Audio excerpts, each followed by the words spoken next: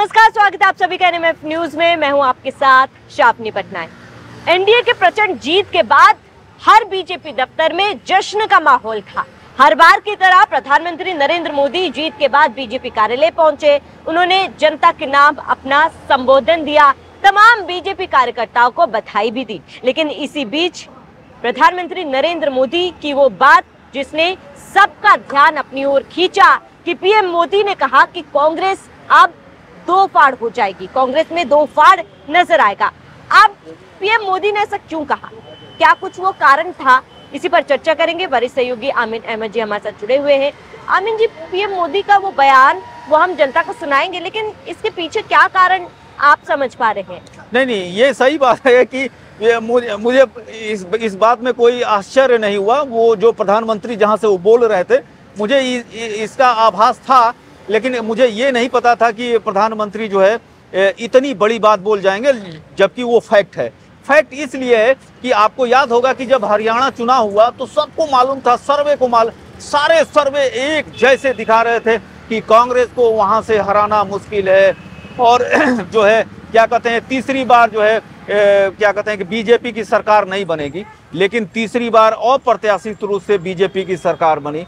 कांग्रेस ने समीक्षा बैठक की, फिर उसके बाद से हार के कारणों को खोजा गया और एक कमेटी बनी। लेकिन ये नहीं कहा गया कि फलाने की वजह से हार हुई है और फलाने जो है इस्तीफा देंगे। इसी तरह उत्तराखंड में, इसी तरह महाराष्ट्र में, तो ये कांग्रेस में हार की जिम्मेदारी तय नहीं होती, या हार को लेके जो है ये नहीं कहा जाता कि उत्तराखंड में जो हार हुई है उस हार का जिम्मेदार जो है ये फला आदमी है या ये फला आदमी है या इनकी वजह से हार हुई है। और इनसे ये सवाल पूछा जाए दिल्ली मुख्यालय में कि बताइए क्यों इस तरह से हार हुई या क्यों इतना बड़ा कारण देखा गया, तो सिर्फ कांग्रेस में जो है लीपा पोती होती है। वो ये नहीं बताते हैं कि उनका एजेंडा क्या है। उनसे डरने वाले उनके खुद बड़े नेता नहीं डरते, उनके नेताओं को जवाबदेही तय नहीं है। यहाँ पर भी बिहार में देखिएगा, एक तरह से कांग्रेस ड्रामा करेगी। कांग्रेस ड्रामे में जो 3-4 सवाल पूछेगी। यहाँ पर महत्वपूर्ण बात यह है कि कांग्रेस की तरफ से मुद्दे तो उठाए गए, एसआईआर का मुद्दा उठाया गया, वोट चोरी का मुद्दा उठाया गया, उसके बाद वोट अधिकार यात्रा भी कांग्रेस ने निकाली, लेकिन हर एक वो दाव कांग्रेस पर उल्टी ही पड़ी। हाँ, नहीं, ये तो सही बात है, लेकिन जो प्रधानमंत्री इंडिकेट कर रहे थे, जो पार्टी चीजें, आप ये तो देखिए कि इनके सारे मुद्दे जो है फेल साबित हुए और प्रधानमंत्री यही समझाते रहे कि जो हम कर रहे हैं वो सही है, जो ये लोग बोल रहे हैं वो गलत है। इसके बाद आप ये तो देखिए कि जिस तरह से शशि थरूर जो है पार्टी लाइन से अलग हटके बोलते हैं, या आनंद शर्मा अलग होके बोलते, कोई भी नेता कुछ भी जो है बोलते रहता है।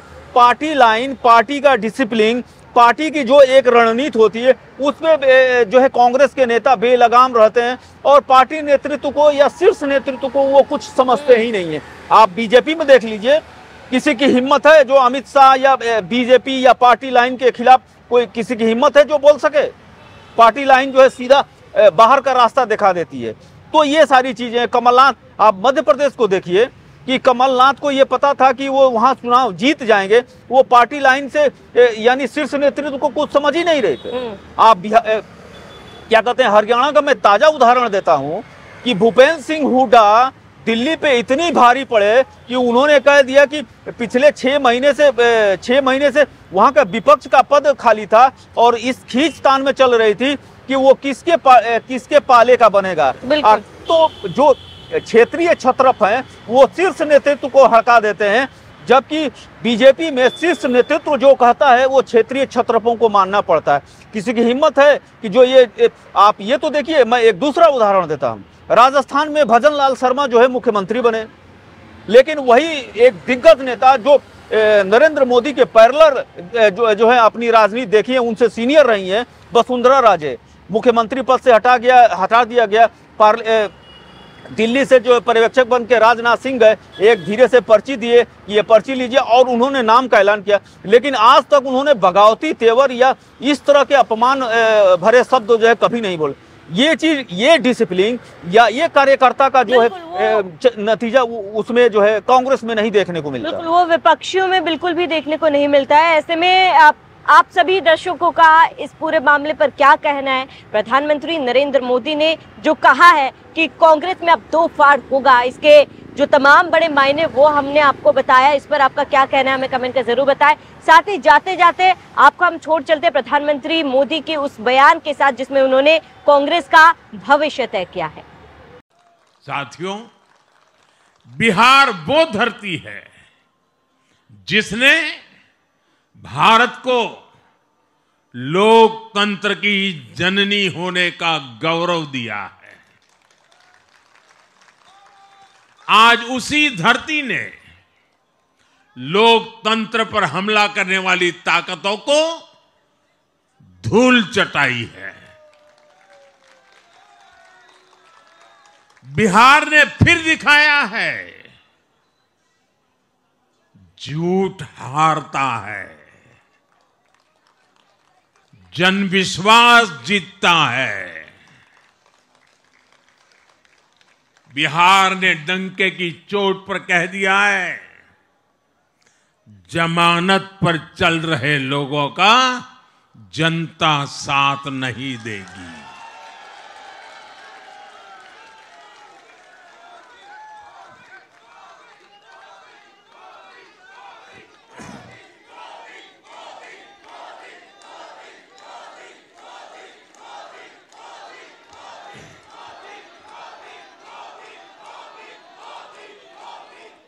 साथियों, भारत अब सच्चे सामाजिक न्याय के लिए वोट कर रहा है,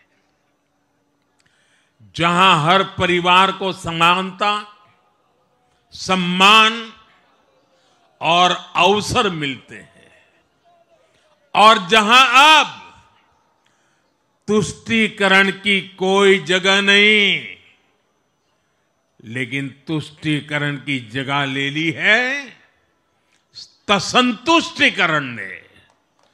संतुष्टीकरण ये सबसे बड़ा मान है।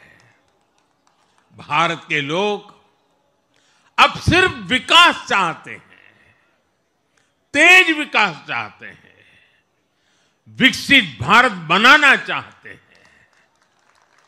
साथियों, नई सरकार के साथ एनडीए अब बिहार में 25 वर्षों की स्वर्णिम यात्रा की तरफ आगे बढ़ रहा है।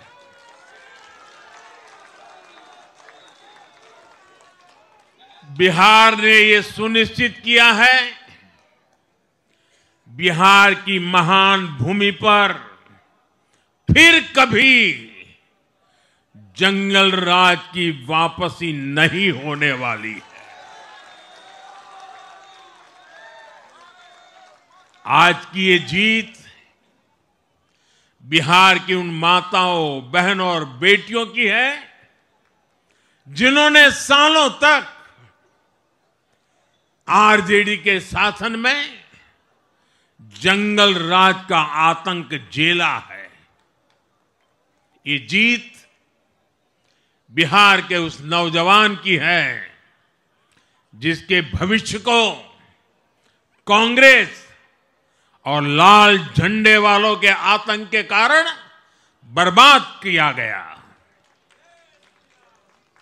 आज वो रेड कॉरिडोर, आतंक के वो दिन इतिहास बन गए हैं। बिहार विकास के रास्ते पर आगे बढ़ रहा है और अब ये यात्रा रुकने वाली नहीं है। साथियों, आज के ये परिणाम उन विकास विरोधियों को भी बिहार का जवाब है जो कहते थे और बेशर्मी से कहते थे कि बिहार को एक्सप्रेसवे और हाईवे नहीं चाहिए, जो कहते थे बिहार को इंडस्ट्री नहीं चाहिए, जो कहते थे कि बिहार में ट्रेन, एयरपोर्ट की क्या जरूरत है। आज के ये परिणाम वंशवाद की राजनीति के खिलाफ विकासवाद की राजनीति को दिया जनादेश है।